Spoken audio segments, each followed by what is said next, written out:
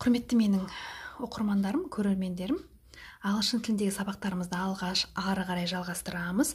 Бүгінгі 83-ші сабақта мен бұдан бұрын бастаған солай емес пе деген тақырыпты, яғни tag questions'ті ары қарай жалғастырғым келіп отыр. Бүгінгі өтетін тақырыбымыз солай емес пе сұрақтарын future, келер шақта, және past, өткен шақта қалай қарастыруға болады, сол туралы.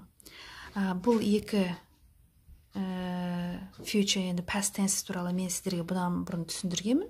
Бұлардың ешқандай қиындығы жоқ.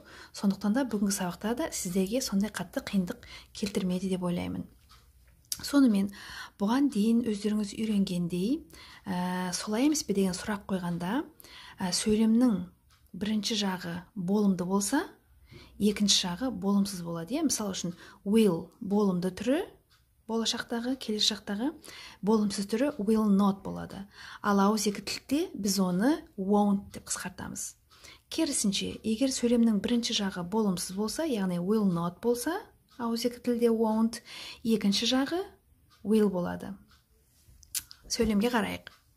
They will finish this job tomorrow, won't they? Жаңағы жоғарыдағы формулада келтіргендей, өтірге дейінгі сөйлемнің бірінші жағы болымды болып тұр. Will finish. Олар бұл жұмысты ертең аяқтайды. Енді солай емес пе дегеніміз болымсыз болу керек формула бойынша, сондықтан біз won't they деп қойдық. They will finish this job tomorrow, won't they? Олар бұл жұмысты ертең аяқтайды. Солай емес пе? Келесі. You will not let me down, will you? Сөйлемнің ауызекі тілдегі қысқа нұсқасы You won't let me down, will you болады. Will not-ты won't деп қысқарттық. Яғни сен мені ұятқа қалдырмайсың. Солай емес пе? Сөйлемнің бірінші жағы өтірге дейінгі. Болымсыз болып тұр. Сен мені ұятқа қалдырмайсың. You won't let me down. Келесі жағы енді формула бойынша болымды болады. Яғни will you дейміз.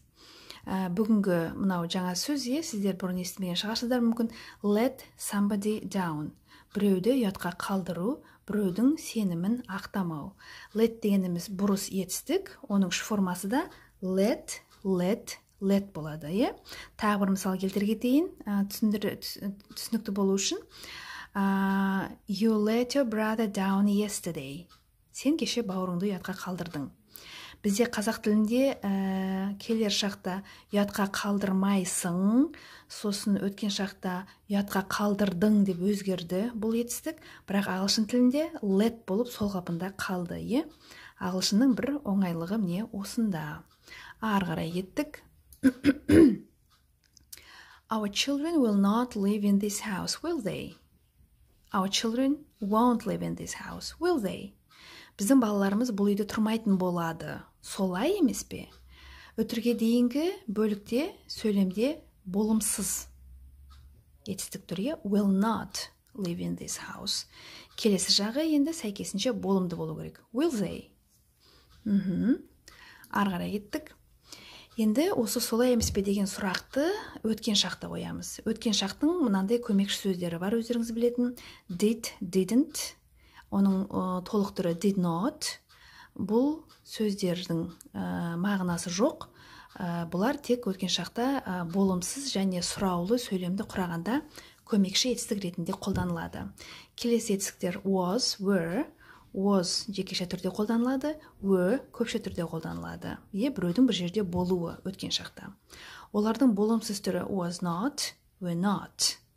Ауызекі тілдегі түрі қысқарған түрі wasn't, weren't. Яғни біреудің бір жерде болмауын білдіреді. Сонымен, сөйлемнің бірінші бөлігінде өткен шақтың етістігін болымды түрде қойсақ, екінші жағы міндетті түрде болымсыз болады. Бұл ереже сіздерге таңсық емес, уже білесіздер. Кеттік. You came home late last night, didn't you? You came home late last night, didn't you? Сен кеше үйге жай келдің. Солай емес пе? Came деген жай келдің дегенде білдіріп тұр өткен шақта. Come, came, come деген үш түрі тұр. Бұл нені білдіреді? Бұл етістіктің бұрыс етістік екенін білдіреді. Мен оны сіздерге past indefinite түсіндіргенде айтқанмын. Яғни come бұрыс етістік іс әрекетті білдіреді. Сондықтан да сөйлемнің екінші жағына біз didn't you'ды қолдандық. Өйткені сөйлемнің бірінші жағы болымды болып тұр. You came home late last night. Сен кешке үйге жай келдің. Солай емес пе дегеніміз болымсыз болады. Didn't you?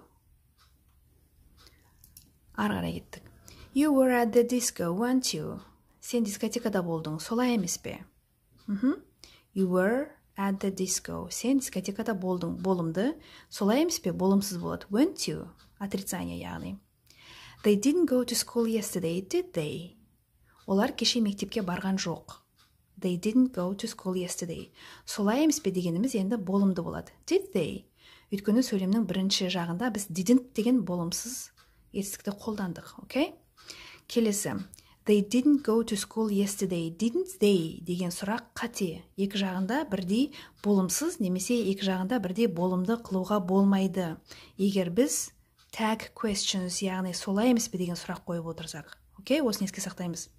Болымды жақ пен болымсыз жақ бірін-бірі ауыстырып отырады, алмастырып отырады. Бүгінгі сабақтың соңғы сөйлемі She was in Thailand last month, wasn't she? Ол өткен айда Таиландта болды, солай емес пе? She was in Thailand last month, wasn't she?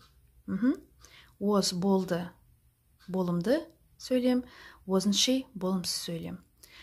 Сонымен бүгінгі сабақ осымен тамам. Сіздерге соншалықты қатты қиындық келтірді деп ойламаймын. Пікір қалдырыңыздар, өз сөйлемдеріңізді жазыңыздар.